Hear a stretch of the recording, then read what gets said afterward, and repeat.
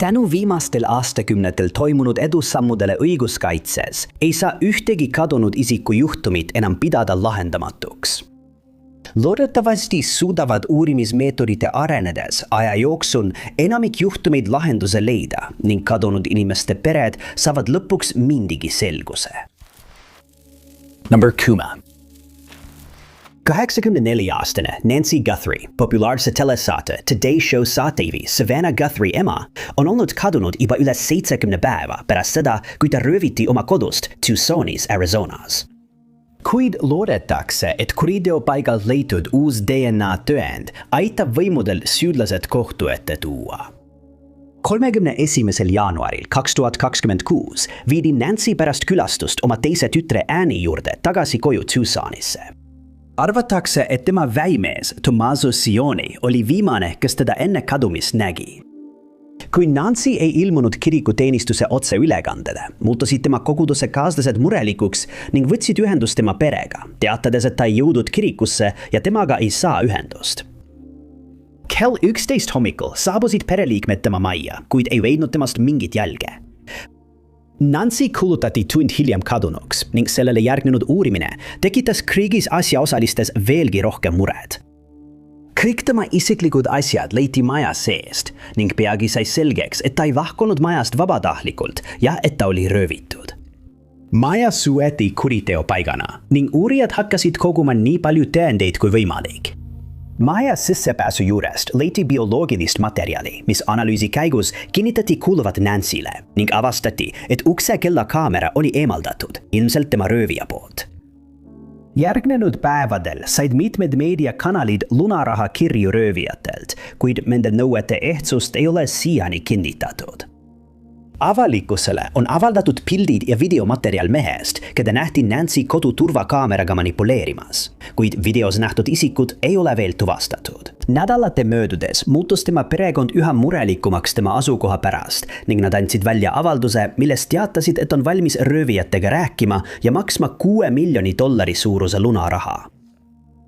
Teises avalduses viitas Savannah sellele, et nad olid saanud kurjategijatelt teate ning palusid Nancy vabastamist, kuid kui midagi ei juhtunud, teatasid nad, et pakuvad $1 miljoni suurust preemiat igaühele, kellel on teavet, mis viib Nancy leidmiseni. Juhtumis pole sellest ajast saadik eriti edusamme tehtud, kuid loodetakse, et leitud uued tõendid võivad uurimisele uut valgust heita. Politsei on teatanud, et sündmuskohad leiti juuksekarv ning see on saadetud analüüsimiseks. Ja loodetavasti kuulub see juuksekarv ühele inimröövijatest. Ja kui nende DNA on juba andmebaasis olemas, on vaid aja küsimus, millal nad tuvastatakse. Kui see nii on, saab nad üles leida, arreteerida ja kohtu alla anda ning loodetavasti tuuakse Nancy turvaliselt koju tagasi. Number 9. 53-aastast Nicole Wenderet tuntakse tema sõprade ja pere seas peamiselt kui Nikki ning nad on tema kadumisest alates, mis juhtus 2025 aasta veebruaris, tema heaolu pärast üha enam mures. Viimati nähti Nickit selle aasta 25. veebruaril, kui ta viibis FM 974 T19 000 lõigul, vahetud väljaspool Bryani linna Texases. Sel ajal töötas ta hooldajana eakale inimesele ning viibis selles piirkonnas oma tööülesandeid täitmas. Pärast vahetuse lõppu lahkus ta selle inimese majast ja kadus seejärel jäljetult. Eeldati, et oli selleks päevaks koju läinud, kuid tund hiljem teatati politseile murettekitavast sündmusest. Nikki auto 2025. aasta Chevrolet Pickup leidi tema kliendi kodust 2 miili kauguselt ja mis kõige murettekitavam, see oli süüdatud. Politsei reageeris kohe ja tuvastas, et tunekahju ei olnud põhjustatud tehnilisest rikkest, vaid tegemist oli süütamisega. Piirkonna elanikke paluti kontrollida oma turvakaameraid juhuks, kui need olid salvestanud süüdlase teo pealt. Neile öeldi, et juhtum leidis tõenäoliselt aset sellel päeval kella 15:00 ja 16:15 vahel, kuid kahjuks ei saadud ühtegi vihjet. Kohe eeldati, et Nickis elu on ohus ning alustati uurimist. Just siis leidsid võimud oma esimese vihje. 2 pilti FM 974 ja lähedal asuva Jack Creek Roadi juurest näitasid, et piirkonnas sõideti maastikusõidukiga, kuid selle sõiduki juhti pole tuvastatud. Teisel pildil on näha, kuidas Nikki autot juhitakse, kuid siiani pole teada, kas ta ise oli sel hetkel roolis. Tuleb märkida, et ATV juht ei pruugi olla Nicki juhtumiga seotud, kuid tal võib siiski olla teavet, mis aitaks politseil tema asukohta kindlaks teha. Ta pole veel endast märku andnud ning politsei loodab, et ta näeb seda pilti ja annab teada, mida ta tol päeval nägi. Järgmine samm oli alustada Nicki otsinguid, kuid kuna polnud teada, kust ta kadus, ei teadnud keegi, kust otsimist alustada. Sellegipoolest viidi läbi mitu otsingut helikopterite, droonide, otsingukoerte ja jalgsi patrullivate politseinike abil, kuid Nicki kohta rohkem mingeid jälgi ei leitud. 15. aprillil võeti Nicki, 50-aastane vend Dustin vahi alla seoses teise juhtumiga, kuna tema nimele oli välja antud vahistamismäärus. Uurijad rõhutasid kiiresti, et tema vahistamine toimus seoses õe asukoha uurimisega, kuid teda ei peetud kahtlusaluseks. Samal ajal on uurijad taas pöördunud avalikkuse poole palvega anda teada, kui kellelgi on teavet, mis võiks aidata Nicki juhtumi lahendamisele kaasa. Teda peetakse kadunuks ja ohus olevaks ning seetõttu tuleb ta võimalikult kiiresti üles leida. Teda kirjeldatakse kui blondide juuste ja roheliste silmadega naist, kelle pikkus on 170 cm ja kaal 59 kilogramm. Kui ta tol päeval oma kliendi majast lahkus, kandis ta tumedat halli särki ja roosasid pükse. Mitmed teised asutused on otsingutega liitunud, kuid seni pole neil õnnestunud uusi vihjeid leida. Kui oled näinud Nickid või tead, kus ta võiks olla, palutakse sul võtta ühendust Brazos maakonna šerifi bürooga numbril 97 936 14900. Number 8. 37-aastase Melissa Bessoni kadumise juhtum algas 17. märtsil 2025. Tunnistaja võttis ühendust politseiga, teatades, et nägi teda kadumise päeval kõndimas Indian Village Roadil Lac du Flambeaus, kuid nüüd on avaldatud täiendavat teavet. Kui tema perekond polnud temast 23. märtsiks midagi kuulnud, esitasid nad hõimu politseile kadumisavalduse. Nad ütlesid, et on tema ohutuse pärast väga mures, sest tavaliselt on ta oma lähedastega ühenduses, kuid pärast kadumispäeva polnud nad temast enam midagi kuulnud. Viidi läbi otsinguid ja käsitleti piirkonna elanikke, kus ta kadus, kuid keegi ei osanud anda lisainfot selle kohta, mis võis Melissaga juhtuda või kuhu ta võis minna. Kui kõik juhtlõngad olid ammendunud, ei jäänud politseil muud üle, kui oodata täiendavat infot. Ja 30. juulil teatasid nad, et olid saanud uue vihje ühelt inimeselt, kes tol päeval piirkonnas viibis. Kuigi oli kinnitatud, et Melissa oli tõepoolest Indian Village Roadil, nägi teine tunnistaja veidi hiljem midagi häirivad. Vahetult pärast seda, kui ta oli sellelt teelt lahkunud, lähenesid talle 3 meest kaubikus ja ta võttis nende küüdi vastu. Teda nähti kaubikust väljumas pärast seda, kui see peatus Kinonigi järve paadisilla juures ning seejärel nähti teda kõndimas lõunasuunas nõuda maakonna maanteed D. Üks meestest sõidukis järgnes talle mõnda aega ja oli kuulda, kuidas ta käskis Melissal tagasi sõidukisse minna, kuid Melissa keeldus. Kui ta nägi autot Melissale lähenemas, arvas ta, et autos on politseinik ja mees põgenes lähedal asuvasse metsaalasse. Hiljem tuli välja, et tal oli kehtiv vahistamismäärus ja ta ei tahtnud vanglasse sattuda. Ta tuli mõne aja pärast metsast välja ja kuna Melissat enam piirkonnas polnud, arvas ta, et politsei oli ta peale korjanud. Teine juht, kes tema juurde lähenes, leiti hiljem üles ja teda küsitleti. Ta teatas, et Melissa tundus temaga rääkides rahutu ning kui ta küsis, kas naine vajab küüti, keeldus ta pakkumisest. Ta vahkus piirkonnast põhja suunas ja nägi Melissat viimati lõuna poole kõndimas. Kuna see oli nüüd viimane koht, kus teda nähti, on Kinonigi järve paadisilla läheduses tehtud veel mitu otsingut. Kuid midagi rohkemat pole leitud ja Melissa asukoht on endiselt teadmata.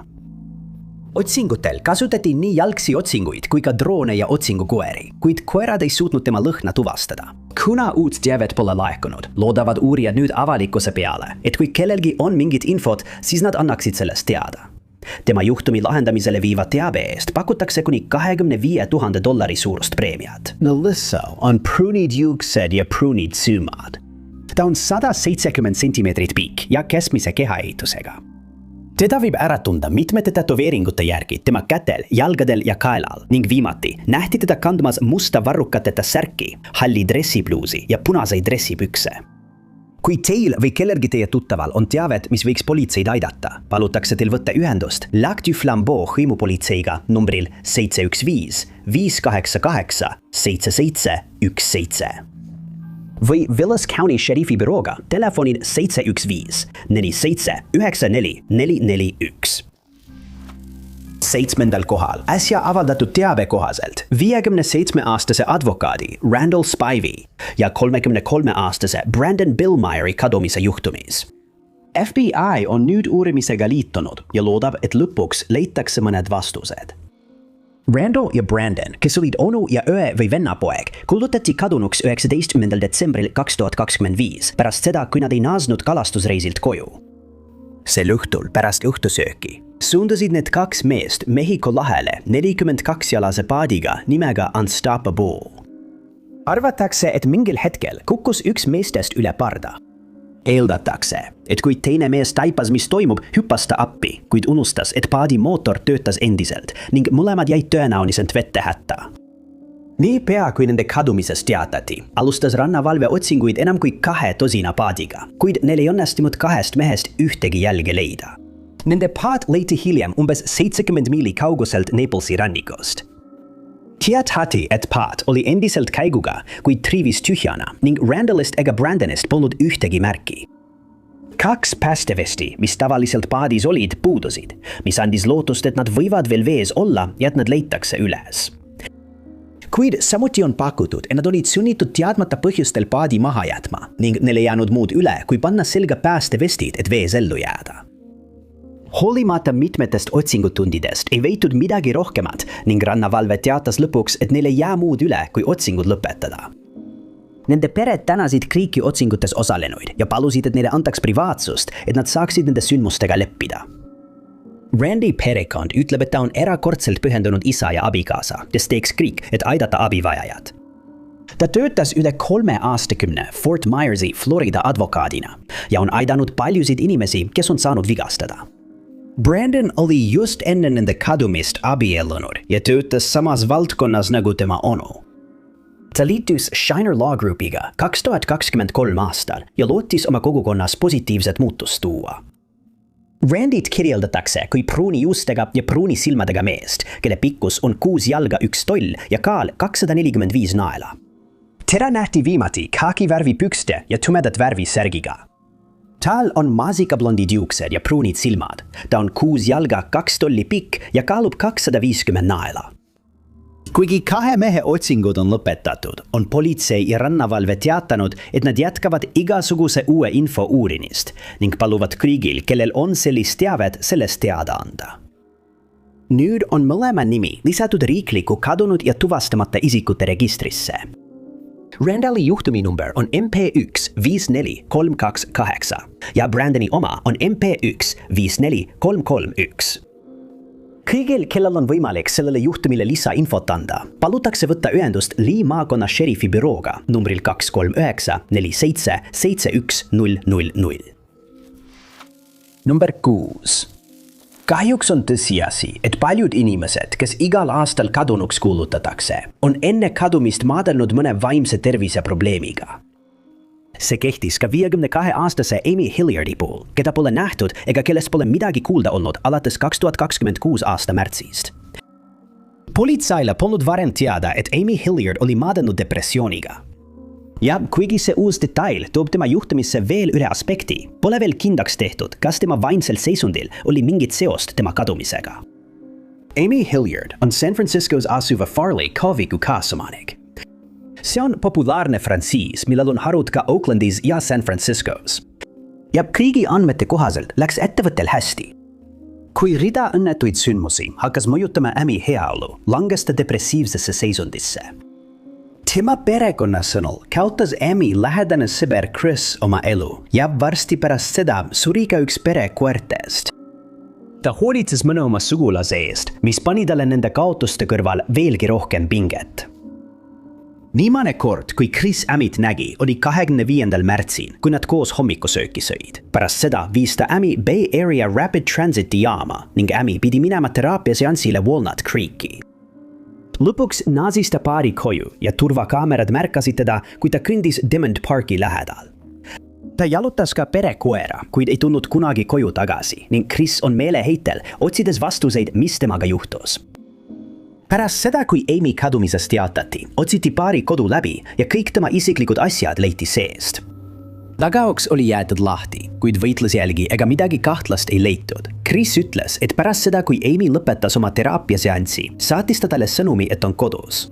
Naaber kinnitas, et ta oli tõepoolest seal, kuna rääkis temaga lühidalt, kui ta koeraga jalutamas käis. Kui Chris jõudis kell 3:15 koju, muutus ta murelikuks, kui leidis tagaukse lahti olevat ja kahtlustas, et midagi on valesti, kui ta ei suutnud Amy't leida, kuigi kõik tema isiklikud asjad olid endiselt majas. Chris lootis, et leiab majast midagi, mis annaks talle vihje, kuhu Amy võis minna, kuid see polnud nii. Mis teeb teda veelgi murelikumaks on asjaolu, et Amy lahkus majast ilma ravimiteta, mida ta peab iga päev võtma, ja ta on meediale öelnud, et see võib olla tema jaoks väga ohtlik, kui ta on liiga kaua ilma nendeta. Kuna Amy't nähti viimati jalutamas piirkonnas, kus on matkarajad, on võimud alustanud otsinguid just sealt. See teeb tema perekonna väga murelikuks, sest tal pole kaasas toitu ega varustust ning ta võib olla looduse meelevallas, kuni ta leitakse. Pere, sõbrad, vabatahtlike rühm ja professionaalsed otsijad on neid piirkondi läbi otsinud, kuid praegu on Amy endiselt kadunud. Tal on blondid juuksed ja pähkelpruunid silmad. Ta on 163 centimeetri pikk ja kaalub 54 kilogrammi. Valdekaamera salvestisel oli näha, et tal oli seljas valge, lühikeste varrukatega särk, heledat värvi teksad ja valged jalanõud. Kõigil, kes on näinud Amy't või kellel on teavet tema asukoha kohta, palutakse võtta ühendust Oaklandi politseiosakonnaga numbril 510 238 3641. 41. Number 5. Kui 37-aastane Ronald Dumas Jr. kadus 2024 aastal, arvati alguses, et uurimine saab olema tavapärane, kuid uued üksikasjad viitavad vastupidisele ning kui need osutuvad tõeks, võib ta olla tõsises ohus. Oma kadumise ajal töötas Ronald kinnisvaramaaklerina Huntsville'is, Alabamas ning oli 3 lapse isa. Pärast tema kadumist ütles tema perekond politseile, et Ronald ei jätaks oma perekonda kunagi lihtsalt maha ning neil ei olnud ühtegi põhjust arvata, miks ta oleks äkitselt kadunud. 15. detsembril 2024 sõitis Ronald oma ema poja koju ja jõudis sinna umbes kell 20:00. Ta oli veetnud nädalavahetuse oma pojaga nagu tavaliselt ning tõi poisi tagasi tema juurde täpselt nii, nagu ta igal nädalal tegi. Rohkem kui 2 tundi hiljem, kell 22:15, teda nähti Huntsville'i Mid-City alkoholipoes oste tegemas ning tunnistajad ütlesid hiljem politseile, et ta oli koos 2 naisega, keda nad ei tundnud. Seda kinnitasid ka poe turvakaamerad. 3 veetsid poes lühikest aega enne lahkumist ning Ronald ei ole sellest juhtust alates kellegagi, keda ta tunneb, ühendust võtnud. Sel hetkel ei kahtlustanud keegi, et midagi oleks valesti, kuid järgmisel päeval muutus see kiiresti. Rinaldi auto 2021 aasta Hyundai Palisade leiti mahajäetuna Camdenis, Tennessee osariigis, kiirteel Interstate 40 133. tähise lähedalt. Kui ta polnud 24. detsembriks ikka veel koju naasnud, otsustas tema perekond esitada kadunud isiku teate ning nad kartsid, et ta ei pruugi jõulupäeval nendega koos olla. Nagu tavaliselt sellistel juhtudel, alustati tema kadumise uurimist tema mobiiltelefoni jälgimisega. See leiti Tennessee osariigi Memphise piirkonnast, kuid keegi ei osanud seletada, miks see seal oli. See tekitas uurijates kahtlusi ning politsei teatas, et nad usuvad, et Ronald rööviti. Väga kiiresti tuvastati kahtlusaluste grupp ning teatati, et politsei otsib 33-aastast Tori McLaurinit, 27-aastast Kiara Clarki, 33-aastast Carissa Cashi, 32-aastast Quintarius Whitey ja 27-aastast Sabrina Chambersi. Grupi vastu esitatud süüdistused hõlmasid esimese astme inimröövi, vandenõu inimröövi toimepanemiseks ja varastatud vara vastuvõtmist. Clark ja White tabati samuti ning arreteeriti 8. aprillil 2025 ja neid hoiti vahi all kautsjonita. Kohtulikul arutelul tuli välja, et Chambers ja naine nimega Kalisha McKenney tegelesid sel ööl tänavaprostitutsiooniga ning nemad olid need 2 naist, keda nähti koos Ronaldiga alkoholipoes. Kalisha on sellest ajast saadik surnud ja Sabrina Chambers on juba mõnda aega kadunud olnud. Ronaldi telefon leiti hiljem tema majast ja tema asukoht on endiselt teadmata. Samuti avastati, et White ja Clark olid arutanud $7,000 üle, mida nad teadsid olevat Ronaldi pangakontol tema kadumise aja. Clarki ja Whitey vahel leitud sõnumid viitavad sellele, et inimrööv oli ette planeeritud ning nad kavatsesid Ronaldilt raha varastada. Ülejäänud grupp on endiselt võimude eest põgenemas, kuid tõenäoliselt on vaid aja küsimus, millal nad tabatakse ja arreteeritakse. Roberti asukoha kohta teabe eest pakutakse nüüd $10,000 suurust preemiat ning tema perekond on andnud politseile järgmise kirjelduse. Tal on mustad juuksed ja pruunid silmad, ta on 165 centimeetri pikk ja kaalub 75 kilo. Alkoholipoe turvakaamera salvestisel oli näha, et tal oli seljas punase musta ruuduline pikkade varrukatega särk. Kõik, kes teavad, kus Robert asub, peaksid võtma ühendust Huntsville'i politseiga numbril 25 62 544 240. Tema juhtuminumber on MP135496. Numberly. Paljud kadunud isikute uurimised lõpevad siis, kui kinnitatakse, et nad sattusid mingil moel veekogusse, tavaliselt pärast seda, kui nende sõiduk leitakse järvest või jõest. Enamikel neist juhtudest on inimesed olnud kadunud kuid või isegi aastaid, nii nad leitakse tavaliselt tänu visale politseitööle ja kaasaegse tehnoloogia kasutamisele. Aga Daniel Scott Emersoni puhul, 64-aastane mees, keda tema sõbrad ja perekond tunnevad Scottina, tehti sarnane avastus, kuid see pole politseid tema leidmisele eriti lähemale viinud. Scotti nähti viimati 3. märtsil 2026 ja sellest päevast alates pole ta oma perega ühendust võtnud. Tunnistajad teatasid, et nägid teda sel hommikul umbes kell 00:30 Fairmonti ja Lakeview Avenue'de lähedal. Ja kui teda 5. kuupäevaks ikka veel ei leitud, teatas tema pere, et ta kadunuks. Kui uudis tema kadumisest avalikuks tuli, astusid tunnistajad välja murettekitava teabega. Nad teatasid, et olid näinud Scotti omale sarnast veokit 3. märtsil Chautauqua järve jääl sõitmas. See oli viimane päev, mil keegi teda nägi. Selle teabe põhjal otsustati järv läbi otsida ning politsei sukeldujate meeskonnad kasutasid veealust sonartehnoloogiat selle leidmiseks. Sõiduk leiti madalast veest 3. ja 4. samba vahel Veterans Memorial Bridge'i lähedalt 16. märtsi. Veoki otsingut raskendasid sogased veeolud ning otsijad otsustasid 20 kuupäeval auto pinnale ujutada. Seda tehti õhkpatjade abil ning kui auto oli järve põhjast üles tõstetud, viidi see kaldale, kus seda läbi otsiti. Seest ei leitud Scottist ühtegi jälge ning siiani pole teada, kas ta jõudis sõidukist väljuda enne, kui see põhja vajus. Märgiti, et üks veoki akendest oli alla keeratud, mistõttu arvatakse, et Scott kas üritas välja ronida, kui veok vajus, või nagu politsei väidab, võis keegi ta välja tõmmata, kuigi see tundub väga ebatõenäoline. Otsingud jätkusid mööda järve kallast ning võimud on palunud avalikkuse abi Scotti leidmisel, kuid rohkem vihjeid ei leitud. Teine otsing viidi läbi otsingukoerte ja sukeldujate abiga, kuid tingimused olid endiselt rasked ning edusammud olid väga aeglased. Need pingutused ei toonud samuti Scotti leidmisel edu ning politsei on palunud kõigil, kellel on kaadreid veoautost järvel sõitmas, nendega ühendust võtta. Neile öeldi, et nad keskenduksid 3. märtsi 2026 varahommikustele tundidele kella 4 ja 7 vahel, kuid seni pole keegi uut kasulikku infot jaganud. Edasised otsingud on plaanis, kuid võimud on teatanud, et nad ei hakka otsima iga päev.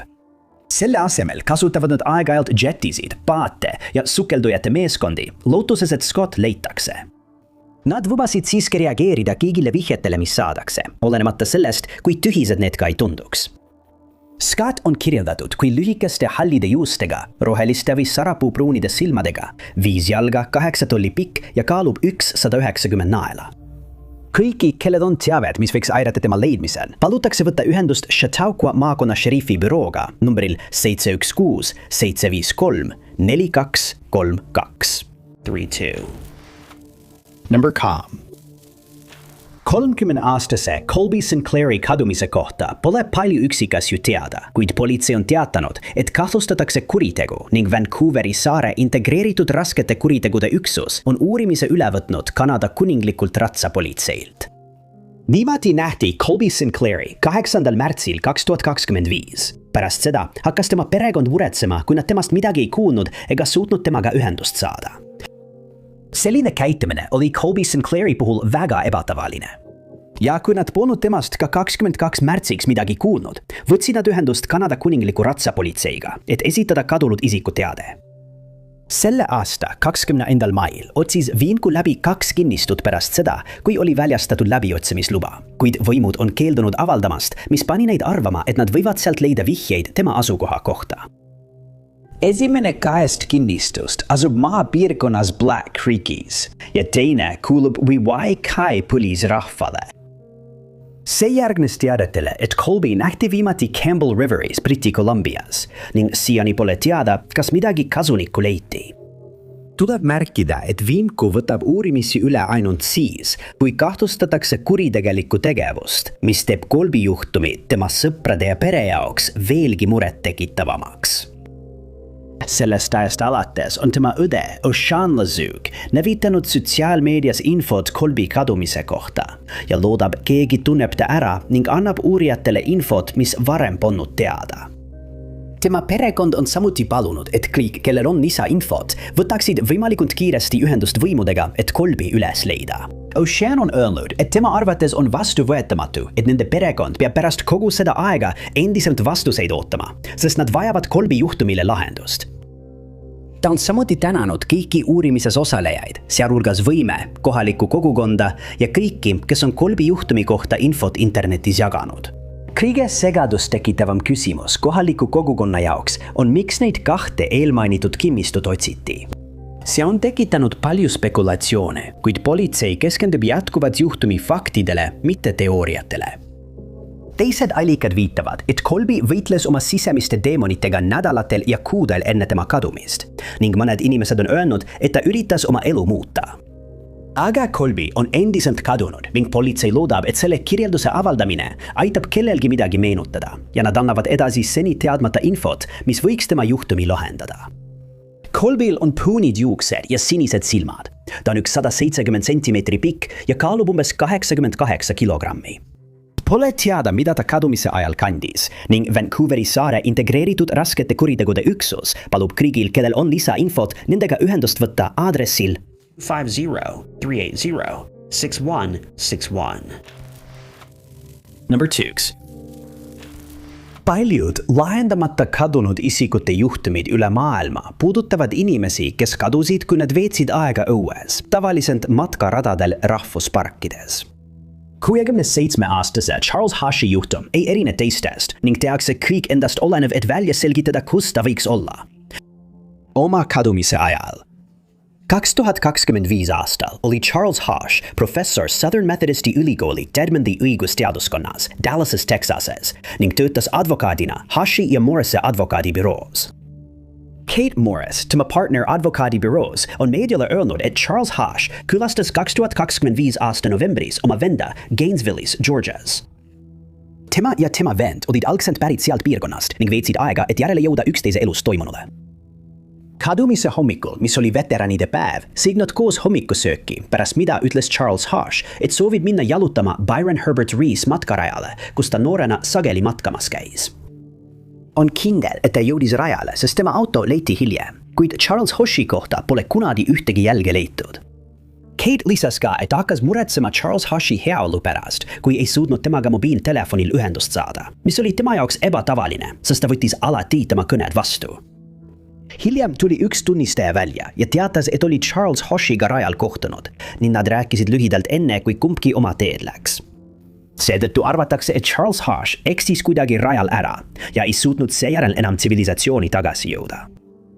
Charles Hashi perekond on öelnud, et nad on tema heaolu pärast väga mures, kui nad loodavad endiselt, et ta leitakse, kuna tema otsimiseks ja turvaliselt koju toomiseks tehakse nii palju pingutusi.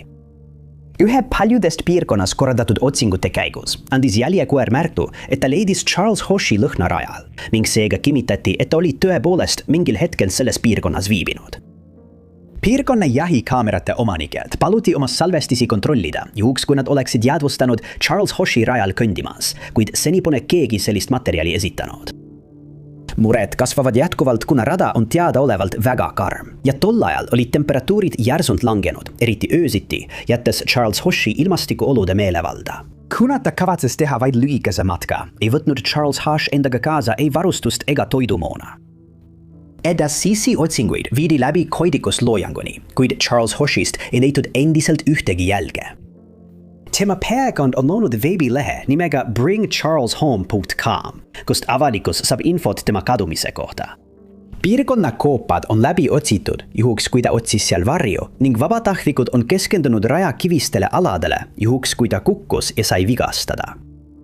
Pingutusi on tehtud ka tema mobiiltelefoni leidmiseks, kuid arvatakse, et selle aku sai tühjaks juba siis, kui ta rajale jõudis. Tulevaste otsingute rahastamiseks on loodud ka GoFundMe leht ning siiani on kogutud kokku $80,000. Linki leiate altpoolt. On teada, et ta kandis rajale minnes khakivärvi pükse, kaamelivärvi kampsunid ja tumerohelist joped. Teda kirjeldatakse kui valgete juustega, 185 centimeetrite pikkust ja 91 kilogrammi kaaluvat meest. Kõik, kes saavad aidata Charlesi leidmised, peaksid võtma ühendust Unioni maakonna hädaolukordade operatsioonikeskusega numbril 706 439 6091. Number A. Uus teave on ilmunud pärast William Neil McCaslani, 68-aastase eruun läinud õhuväe kindralmajori kadumist, kes juhatas Wright-Pattersoni õhuväebaasi, mis asub Ohios. Ja mida sageli mainivad UFO vandenõuteoreetikud. See baas oli kunagi Project Blue Booki peakorteriks ning sageli on väidetud, et seal hoiti maaväliseid aluseid avalikkuse uudishimulike pilkude eest varjatuna, kuigi selle kohta pole kunagi tõendeid leitud. William oli osa salajast test kosmoserelva programmidest ning osales ka mitmes uurimisvaldkonnas, mida baasis läbi viidi. Seetõttu on paljud inimesed hakanud spekuleerima, et tema töövaldkond on seotud tema kadumisega. Kuid see jääb puhtaks spekulatsiooniks. Raportite kohaselt nähti Williamit viimati tema kodus Albuquerque's, New Mexico osariigis 27. veebruaril 2026. Ta rääkis sel päeval umbes kell 10 hommikul majas olnud remondimehega ja kell 11:10 lahkus tema naine majast, et minna kohtumisele. Ta naasis majja kell 12:04 öösel. Kuid oli üllatunud, kui avastas, et William ei olnud seal. Majast leidis ta tema prillid ja kantavad seadmed ning märkas, et roheline pikkade varrukatega nööbitav särk, matkasaapad, rahakott ja tema tulirelv koos nahast kabuuriga olid kadunud. Esialgse otsingu käigus, mis toimus 7. märtsil, leiti vaid 1 miili kaugusel Williamsi majast hall USA õhuväe dressipluus. Särgi pealt ei leitud midagi kahtlast, see on nüüd saadetud laborisse analüüsimiseks ning pole kinnitatud, kas see kuulub talle või mitte. Alates sellest ajast, kui William kadus, on uurijad külastanud üle 700 maja ning nad on palunud kõigil, kellel on turvakaamera salvestisi tema viimastest liikumistest, nendega ühendust võtta, kuid seni pole keegi selliseid salvestisi esitanud. Bernalillo Maconna šerifi büroo on käsitlenud väiteid, et Williamsi töö oli kuidagi seotud tema kadumisega ning on hoiatanud avalikkust valeinfo levitamise eest, kuna see võib uurimist pigem takistada kui aidata. Sellest hoolimata on mitmed uudisteväljaanded seostanud tema juhtumit mitme USA tippeksperdi kadumisega arenenud kosmose, tuuma ja kaitsevaldkonnas, kes on viimastel aastatel seletamatult kadunud. Ületavapõrdena selgus, et Williamsi abikaasa Susan Milterson tegi hädaabidespetšeriga rääkides kummalise märkuse. 3 tundi pärast tema kadumist helistas ta hädaabinumbrile ja väitis, et tal on põhjust arvata, et mees lahkus kodust ning ei kavatsenud, et teda enam kunagi leitaks. Ta täpsustas, et usub seda seetõttu, et mees lülitas oma telefoni välja ja jättis selle koju enne kadumist. Kuid ta pole täpsustanud, miks mees võis otsustada mitte lasta end leida, kuid on lisanud, et ei kahtlusta tema juhtumis kuritahtlikku tegevust. Kummalisel kombel on mõned inimesed väitnud, et William kannatas dementsuse all ja et Susan sai mingil hetkel selle juhtumi kohta muret tekitava kõne, kuid ta lükkas need kuulujutud pressiteates ümber. Kui teil või kellelgi teie tuttavatest on teavet Williamsi asukoha kohta, palutakse teil võtta ühendust Bernalillo maakonna šerifi bürooga. Kadunud isikute osakond aadressil 5-468-7070.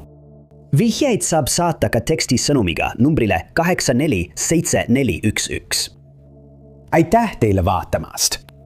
Kui sulle see video meeldis, siis kindlasti vajuta meeldib nuppu.